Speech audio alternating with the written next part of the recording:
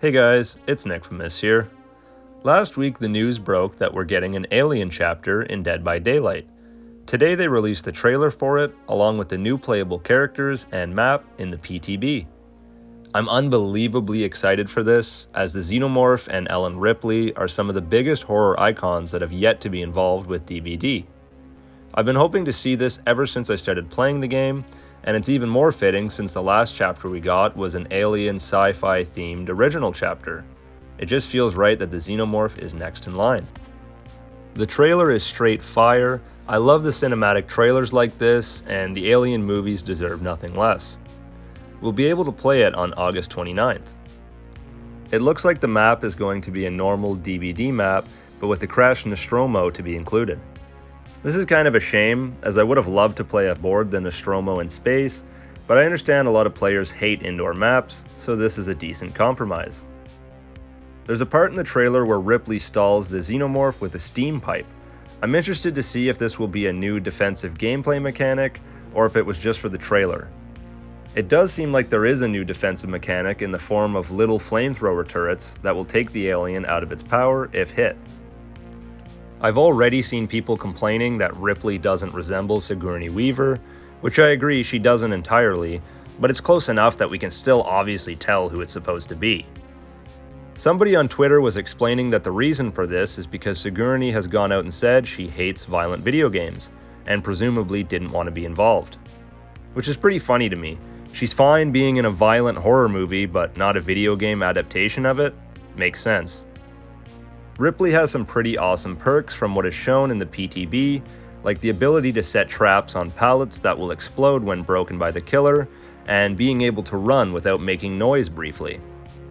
She even has her fuzzy little friend Jonesey along with her in the game, which is only fitting. I love the fact that we have a cat in Dead by Daylight now. I'm not honestly sure if he roams around on the map with you, but he does show up in the main menu, rubbing up against Ripley's leg.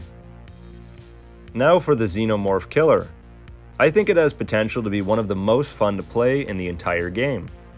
They really went all out with this new chapter, even giving the Xenomorph unique animations.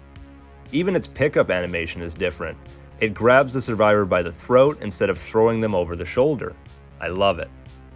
Its power lets it traverse the map in underground tunnels, and also gives it a new mechanic called runner mode, where the alien crawls on all fours. Its terror radius is reduced, and it can attack with its tail, extending the normal range killers have. I'm really happy to see they used its tail for certain attacks, as it really differentiates it from the basic claw swipes that Demogorgon also has. I'm not gonna lie though, I'm a bit disappointed by the Xenomorph's perks, as they really don't seem all that useful or meta-breaking, to me anyway. One perk lets you see the farthest injured survivor's aura after you hook a survivor. Which, sure, it could be helpful, but it really just seems like a worse version of Leatherface's perk. And another perk makes survivors scream while in your terror radius, and it reveals their position. I guess they're not awful perks, but they're just nothing special like the Xenomorph deserves. I do really dig its power though, and I'm looking forward to getting my hands on it. I'm glad the alien seems to be more of a stealthy killer than a straightforward chase killer. Seeing him crawl towards you slowly is perfectly creepy, and it makes the most sense. The Mori animation is exactly what you'd expect. The iconic little mouth through the head kill. Mortal Kombat did it, and now Dead by Daylight has done it. It's actually pretty funny how identical the finishers are from each game, but I guess don't fix what isn't broken. The only other Mori possibility in my mind would have been to have a chest burster pop out of the survivor. But I'm happy they went with this, as it was the first thought in my head after they announced this chapter last week. You better believe I'll be buying this chapter day one and covering more on it once it comes out. What are you most excited about from this new chapter? Let me know in the comments below, and subscribe for more Dead by Daylight coverage. Thanks for watching guys, as always this has been Nickfamous, see you later. Let's see how he likes a Kamehameha!